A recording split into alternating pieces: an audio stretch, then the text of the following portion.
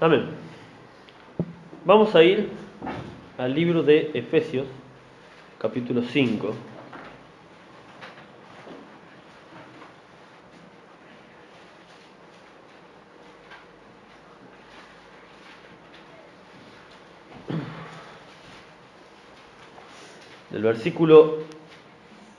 Efesios 5, del versículo 25 al 27. Aunque empieza hablando del tema de los esposos, no nos vamos a centrar en eso, sino en lo que dice después, ¿no? Dice, ¿lo tienen? Maridos, amad a vuestras mujeres, así como Cristo amó a la iglesia y se entregó a sí mismo por ella, para santificarla, habiéndola purificado en el lavamiento del agua por la palabra, a fin de presentársela a sí mismo una iglesia gloriosa, que no tuviese mancha ni arruga ni cosa semejante, sino que fuese santa y sin mancha. Amén. Hoy vamos a hablar de la iglesia. Hoy vamos a empezar un tema. En realidad, si fuera un estudio bíblico, hay una materia que se llama eclesiología, que es muy compleja, es hermosa, pero es muy compleja. No vamos a entrar tan en profundidad, pero sí vamos a ver algunas cosas sobre este tema que es una doctrina fundamental. No sé si ustedes saben, ¿no? Pero la eclesiología, o sea, el tema de la iglesia de Cristo, es una doctrina fundamental, como la salvación por gracia, no por obras, y como muchos otros temas que son tajantemente fundamentales para la iglesia, para el cristiano. El conocer qué es la iglesia y qué función cumplimos como iglesia es un tema fundamental para nosotros. Así que hoy vamos a empezar con este tema que no tengo idea cuántas enseñanzas nos puede llevar. Estábamos viendo hasta hace poquito, conociendo las características del Señor, y obviamente nos faltan un montón de características todavía por conocer, pero vamos a darle una pausa por ahora a ese tema y vamos a saltar a este tema que creo que es, como bien dije, fundamental que lo entendamos, que lo sepamos, que lo conozcamos. ¿Por qué? Porque tristemente muchas veces pecamos, cometemos errores, precisamente por no saber quiénes somos. Como les decía, estamos conociendo a Dios a través de su característica, pero nos falta conocernos a nosotros mismos, a nosotros como hijos de Dios. ¿Qué somos los hijos de Dios? La iglesia de Cristo, ¿no? Entonces muchos de los pecados que cometemos, muchos de los errores, son por desconocimiento, son por ignorancia de quiénes somos realmente. Ok, yo soy Maico, yo fui salvo, pero ¿ahora quién soy? Un ejemplo que, como les decía a los hermanos del domingo pasado, un ejemplo que yo inventé y siempre lo uso para muchas cosas, pero especialmente para cuando alguien dice que es cristiano o cuando me dicen que un predicador es cristiano y vos escuchás que como que esa predicación no suena muy cristiana, ¿no? Yo siempre pongo el mismo ejemplo. Si yo vengo y te digo, yo soy futbolista, amo el fútbol, mi pasión es el fútbol, y agarro una pelota y la empiezo a picar en el piso, la empiezo a rebotar y la tiro un aro y digo, ¡gol! ¿Qué me van a decir? Una de dos, o me estás tomando el pelo, porque eso no es fútbol, o peor, tal vez sos un ignorante y no sabes lo que es el fútbol y de verdad crees que eso es fútbol. Eso sería más peligroso todavía, que de verdad te hayan enseñado que eso es el fútbol y estás en un error gravísimo, porque a la primera que lo agarres con la mano, el fútbol, chau. El problema es el desconocimiento. Así como cada deporte tiene sus condiciones, tiene sus normas, hay un manual, en cada deporte tiene su propio manual que dice cuáles son las reglas de ese deporte. Y si mínimamente violas esas reglas, sos penalizado. ¿Y qué pasa con el que viola las reglas varias veces? Fuera. Fuera. Primero fuera del partido y luego fuera del equipo, porque no servís. Si te estamos diciendo que no se puede agarrar con la mano y vos vas corriendo y de repente la agarras con la mano, no servís para este deporte porque no estás siguiendo las reglas.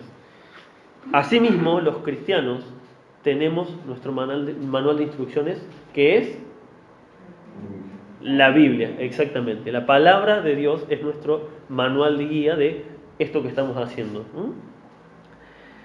Así que si yo digo que soy hijo de Dios,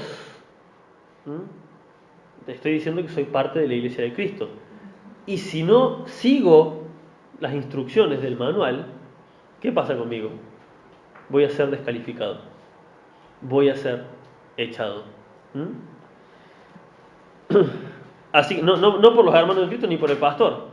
Muchas veces Dios mismo termina sacando a algunas personas de la iglesia porque por su constante caída, su constante error, por no entender que es parte del cuerpo de Cristo, termina haciendo pecar a otros, termina haciendo que los otros estén mal. Así como un mal jugador perjudica a todos los demás en un partido. Hoy estoy muy futbolero, pese a que no me gusta el fútbol. Pero bueno, es para que me entiendan la analogía. ¿Se entiende? Así que lo primero que tenemos que definir es qué es la iglesia. Creo que todos los que estamos acá estamos maduritos en el Señor. No veo que haya alguien recién convertido. Más o menos todos tenemos entendimiento básico de la salvación de Cristo, ¿no? Entendemos que fuimos salvos por gracia, que el Señor nos perdonó nuestros pecados, que éramos pecadores, y a partir del momento que nos arrepentimos pasamos a ser parte del cuerpo de Cristo, ¿sí? Normalmente cuando, y yo mismo he dado esta definición de iglesia, cuando yo pregunto qué es la iglesia, en realidad la iglesia somos todos los que creemos en Cristo. Eso es un error. Eso es una creencia que todos creemos, que todos los que creen en Cristo son la iglesia. Hay un problema con esa definición que todas la damos muchas veces por acertada, que simplemente creer no te hace parte. Si yo digo, yo creo que soy músico, pero no practico ningún instrumento, no sé notas, no compongo nada, pero yo creo que la música es lo mejor que hay. Bueno, pero no sos músico, simplemente te gusta la música. Así hay muchos cristianos o personas que asisten a la iglesia que les gusta la iglesia, ya hasta van a la iglesia, pero hay un problema, no alcanza con que te guste, no alcanza con que creas en Cristo. Tenés que formar parte del cuerpo de Cristo. Para ser un creyente, para ser un hijo de Dios, tenés que formar parte del cuerpo de Cristo. ¿Amén? No es solamente decir yo creo. De la misma manera, muchos hasta participan en ciertas actividades de la iglesia. Yo mismo, de joven, he participado en actividades de la iglesia y me doy cuenta cuando pienso las cosas que pensaba y hacía en ese momento, digo, claramente en ese momento todavía no estaba convertido. Por más que participaba en actividades de la iglesia, me acuerdo, de muy chico aprendí a tocar la guitarra y ahí nomás nos pusieron una bandita en la iglesia, pero lo cierto es que yo veía las cosas y aparte las conversaciones que teníamos con los otros chicos, no éramos conscientes. Los primeros inconscientes son los que nos pusieron ahí arriba, ¿no? Pero digo, no éramos conscientes de lo que hacíamos. Las conversaciones que teníamos, y yo recuerdo en este momento, digo, éramos muy chicos, no entendíamos lo peligroso que es estar jugando acá. Santiago capítulo 2, versículo 18. Fíjense lo que dice este pasaje, bastante conocido.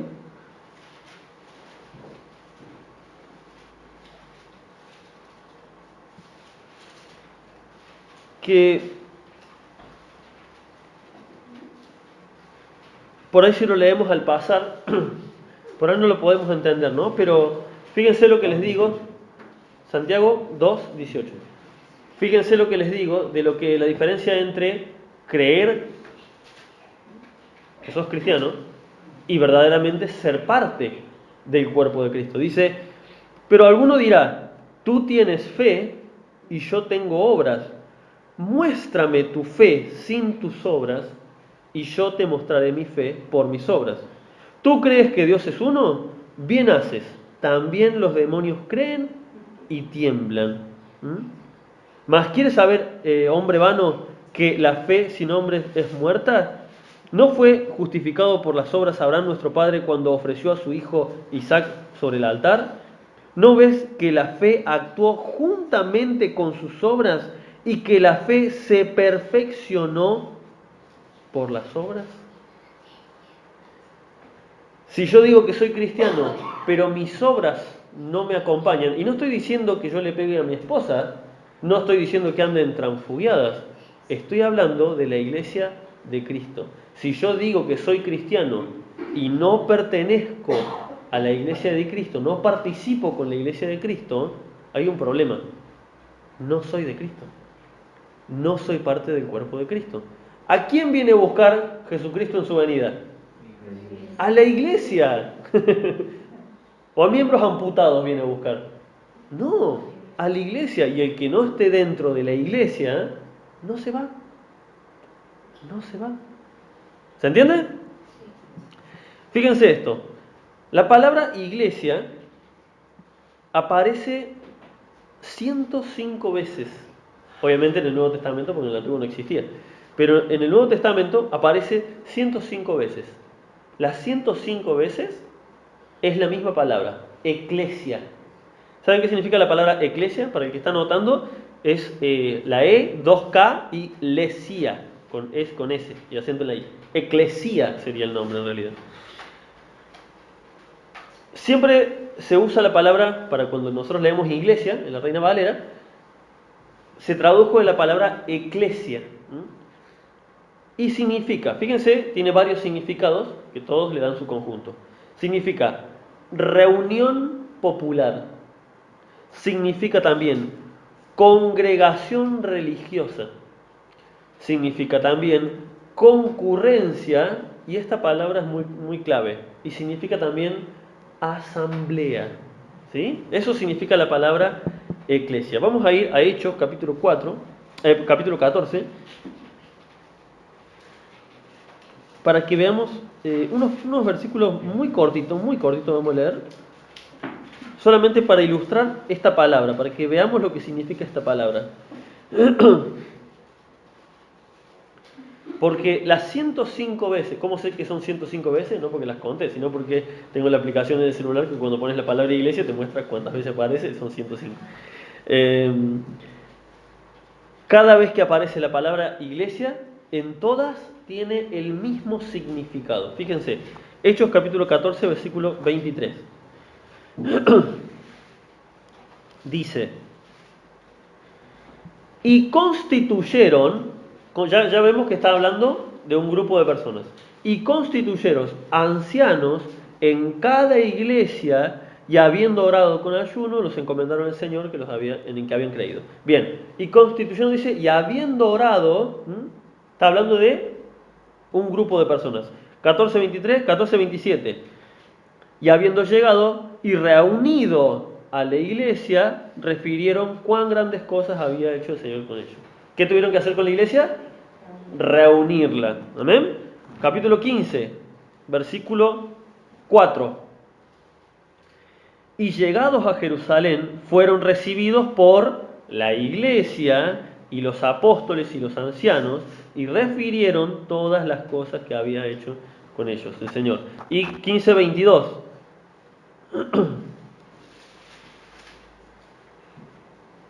Dice, entonces pareció bien a los apóstoles y a los ancianos con toda la iglesia elegir de entre ellos varones, enviarlos a Antioquía, Bien, hasta ahí nomás. No importa en sí todo lo que dice el pasaje, sino que entendamos cómo se usa la palabra iglesia. ¿Cómo se usa la palabra iglesia? Así, cada vez que se habla estamos hablando de un grupo que se reúne o que hace una actividad juntos. ¿Sí? Siempre la palabra se refiere a un conjunto de... Esto podría ser una definición para nosotros de la palabra iglesia. Escuchen, una definición mía, la inventé yo, no es que sea bíblica, pero la podríamos definir así. Conjunto de personas que se congregan, trabajan y hasta toman decisiones juntas. Esto es lo que significa la palabra asamblea. Esa sería una forma de definirla. ¿Saben por qué es importante esta palabra asamblea? Porque es la que, si bien vos ves la palabra, bueno, reunión, cualquier grupo de personas puede estar reunido por cualquier motivo, ¿no? Congregación, bueno, personas que se juntan en un lugar, lo mismo que la palabra concurrencia.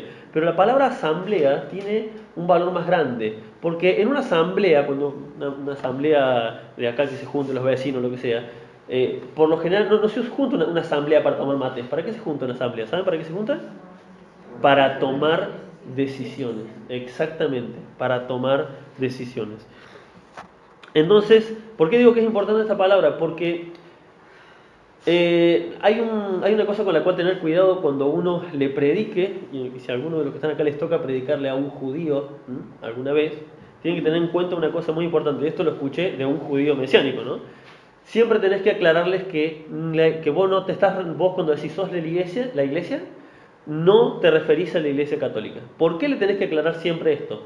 Porque ellos fueron tristemente muy golpeados por la iglesia católica. Durante muchos años. La iglesia católica, cuando tenía el poder así mundial, perseguía a los judíos, ¿no?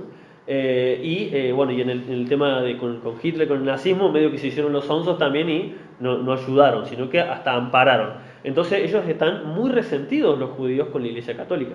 Entonces cuando vos decís la palabra iglesia, ay no, esos son los que nos mataban, esos son los que nos hacían esas cosas. Entonces decía este judío cristiano, ¿no?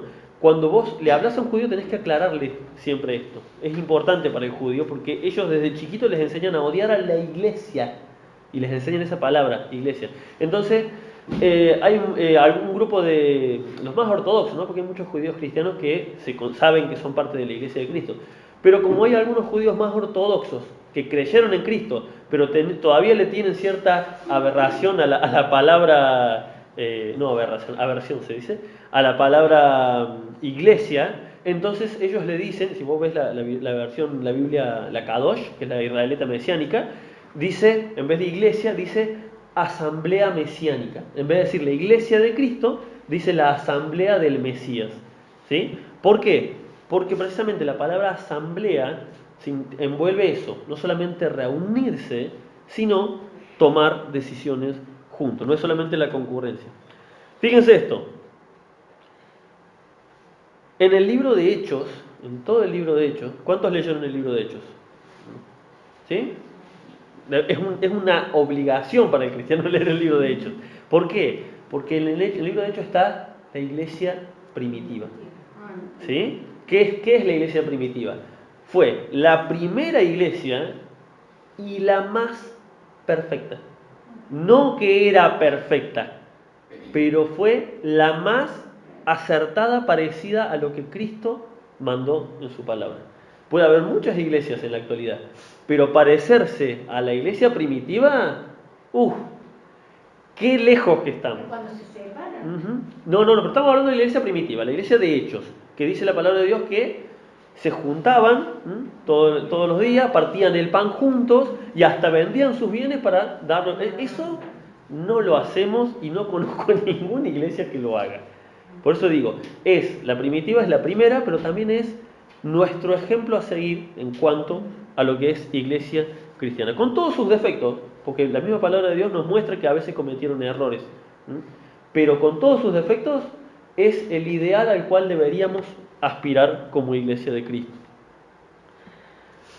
Cada vez que se usa la palabra iglesia en el libro de Hechos, cada vez que leemos de esta iglesia, siempre es la misma palabra, la palabra eclesia. ¿Amén?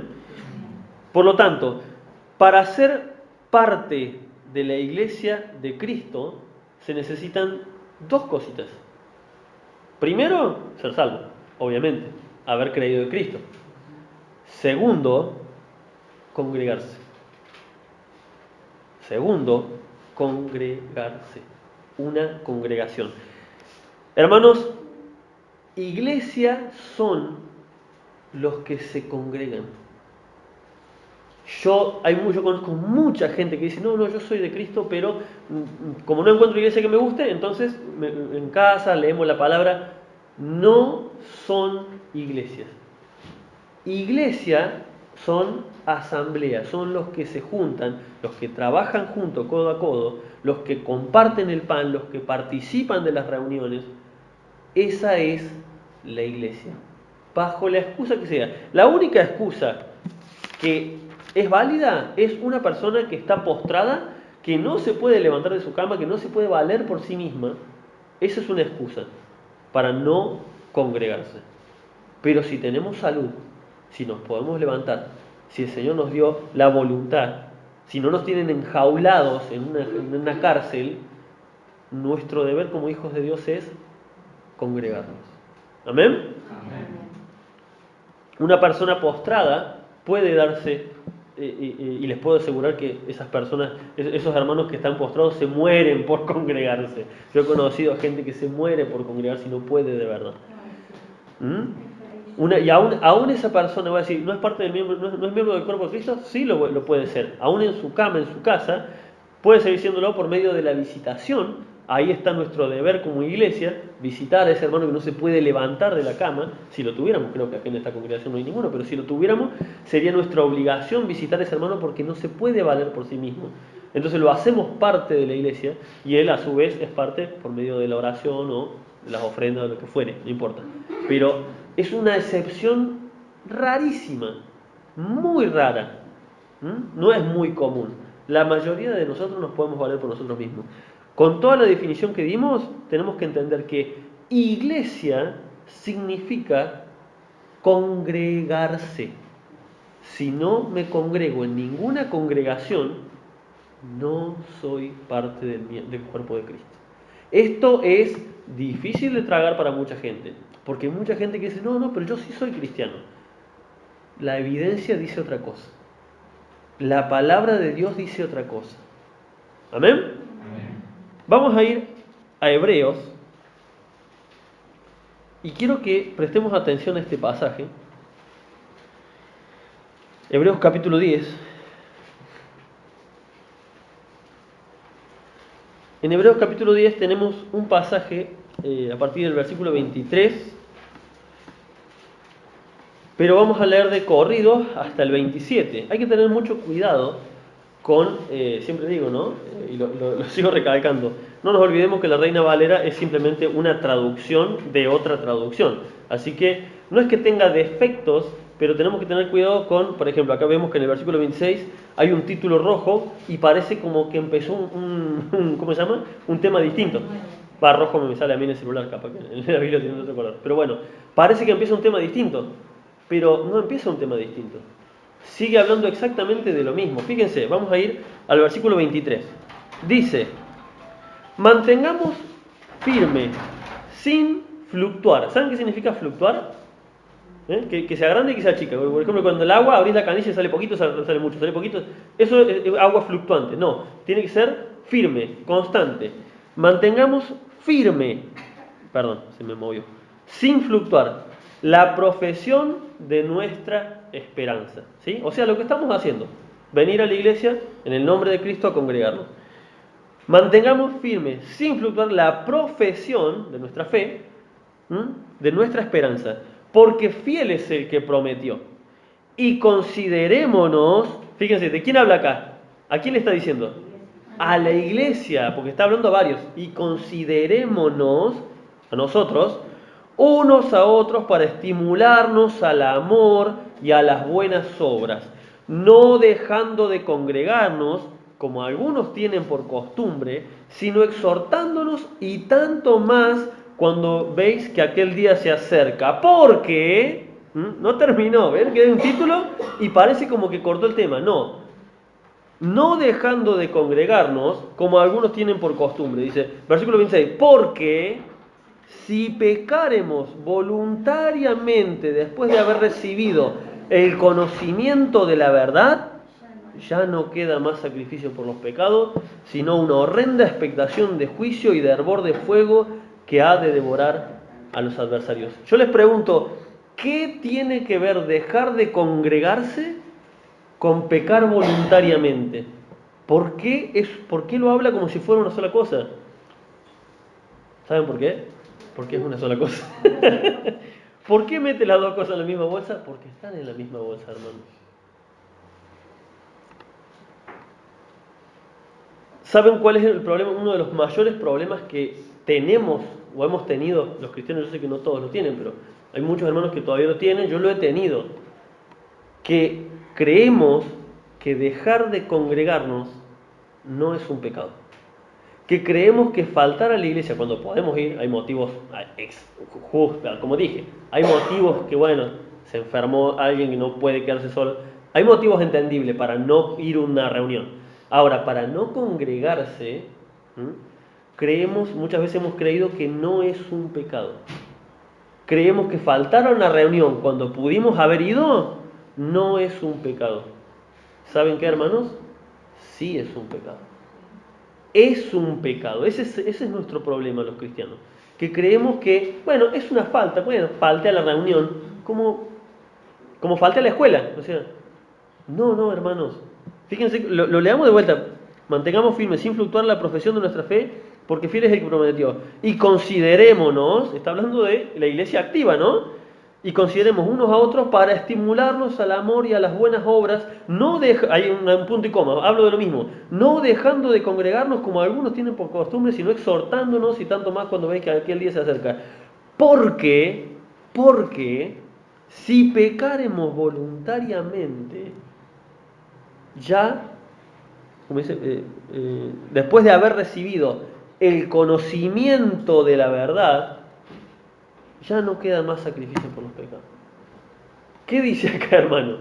Que si yo les estoy diciendo en este momento, dejar de congregarse es un pecado y seguimos haciéndolo, ya el Señor no puede hacer nada por nosotros. Ya nos deja, ya no es a la buena de Dios porque Dios dice, no querés hacerme caso. Porque si pecaremos voluntariamente, esa frase es clave, diría yo. Porque hay varios tipos de pecado. Si bien todo el pecado es pecado. Pero hay el pecado por omisión, porque uno no sabía que algo era pecado, por ejemplo. Perdón, ese es el pecado por ignorancia, ¿no? El pecado por omisión, que es que vos omitís hacer algo sabiendo que es bueno, pero todos entran dentro de lo que es el pecado de tentación, ¿no? Está el pecado también de tentación, fuiste seducido, fuiste atraído y te dejaste llevar. Pero hay un pecado que es el peor de todos y es el pecado voluntario. O sea, vos sabés que está mal, vos tenés todas las herramientas para hacerlo bien y decidís no hacerlo. Eso es un pecado voluntario. Es casi como decirle a Dios, no me importa lo que me decís. Eso es un pecado voluntario. Es casi como decirle a Dios a la cara, sí, pero yo pienso que... Pregunta,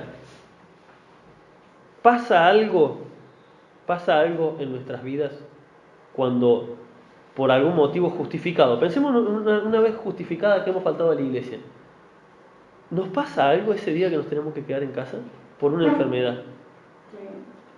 ¿Se nos conmueve el corazón? ¿Sentimos una falta, una ausencia por no haber ido a la iglesia? ¿Sentimos el dolor de no haber podido asistir? ¿O nos da lo mismo? Eso es algo realmente, yo no quiero que me lo digan a mí, ¿no? Personalmente, pensémoslo para nuestro corazón.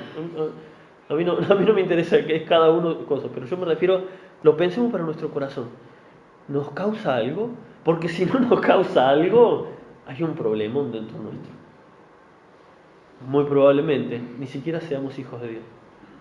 Porque el Hijo de Dios anhela congregarse. Y el día que tiene fiaca, y me ha pasado el día de que tener fiaca y no querer ir por querer buscar una excusa, todo tu ser no te deja buscar esa excusa y vas igual. Y a lo mejor viviste una mala situación en casa y vas a decir, no me importa, por más que esté mal, yo voy a ir igual, yo no me voy a perder. ¿No les ha pasado? Si les ha pasado, gloria a Dios. Gloria a Dios, significa que sos un hijo de Dios. Ahora, si no te causa nada, si decís, bueno, no fui. Una vez escuché un mal testimonio, no un buen testimonio, un mal testimonio de, no sé quién era, pero escuché una vez que decían que un pastor le dijo, llamó a un miembro que faltó a la iglesia y le dice, ¿qué pasó que no fueron? Ah, pasa que estábamos en la pileta y se nos pasó la tarde y no nos dimos cuenta. Pero, o sea, era el día de la reunión, o sea, no estaba, yo desde que me levanto, siempre le digo lo mismo a mi mujer, yo desde que me levanto a la mañana, el día sábado, mi cabeza está, hoy hay iglesia, hoy hay iglesia, hoy hay iglesia. No puede ser que un hijo de Dios no tenga en su corazón el anhelo de congregarse, porque congregarse es asamblea, es formar parte. ¿Cómo se puede tomar decisiones juntos si si uno no va a la asamblea? ¿Amén? Amén.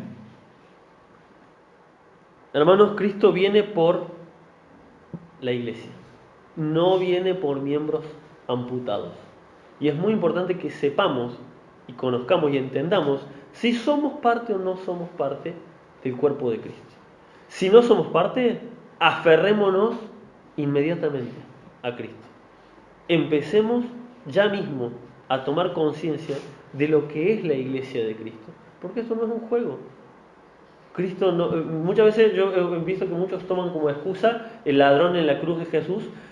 Bueno, pero a última hora hermanos, Dios no puede ser burlado. Si creemos que a última hora nos vamos a poder arrepentir, Dios no va a permitir que nos arrepintamos a última hora. Porque sabíamos de antemano. El ladrón era un ladrón. Toda su vida fue de pecado. Y a última hora, cuando no le quedaba otra, se arrepintió. Por eso fue salvo. Solamente vale para los que toda la vida fue un desastre y a último momento conocieron a Cristo.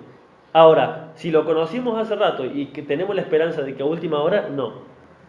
Les puedo garantizar que no, porque Dios no puede ser burlado. Eso es querer tomarle el pelo a Dios. Dios no puede ser burlado. Yo sé que es fuerte, suena fuerte lo que digo, pero este tema de qué es la iglesia, es esto que vimos ahora, es simplemente la puntita del iceberg. Hay mucho más para hablar del tema de la iglesia y espero que realmente estemos atentos, porque necesitamos conocer, no solamente para nosotros, para aumentar nuestro conocimiento, sino para enseñar a otros hermanos que no han venido a la iglesia, que no se congregan, para otras personas que creen que no hace falta congregarse para ser parte del cuerpo de Cristo. Es un error gravísimo, hermanos. Es un error gravísimo. ¿Amén? Amén. ¿Somos parte del cuerpo de Cristo? Amén. Amén. Gloria a Dios. Vamos a orar. Padre del cielo, te damos gracias por tu palabra, por tu bendición para esta congregación, porque tu palabra nos habla y es clara, Señor amado, y cada vez que la leemos es aún más profunda, más insondable. Te rogamos perdón por nuestros pecados, te rogamos perdón por no haber tomado dimensión de lo importante que es ser miembros del cuerpo de Cristo. Ayúdanos, Señor, a entender, en primer lugar a mí, Señor amado, que soy quien en este momento está aquí enfrente, Señor. Ayúdanos, Señor, ayuda al pastor, ayuda a Alejandro, a todo aquel que traiga la palabra, Señor amado. En primer lugar a nosotros, pero también a cada uno de los que escuchan, ya sea en este lugar o por medio del canal de YouTube, Señor, a quien sea, Señor, que tu mano de amor llegue para que puedan entender la importancia de estar juntos, de estar unidos, estimulándonos al amor, participando de las distintas reuniones, Señor amado.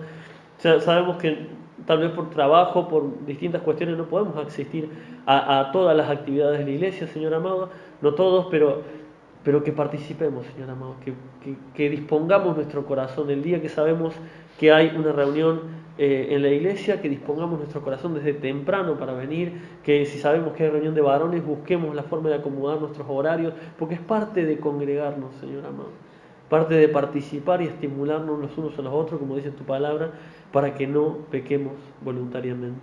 En el nombre de Jesús te damos toda la gloria y toda la honra a ti, Señor. Amén. Amén.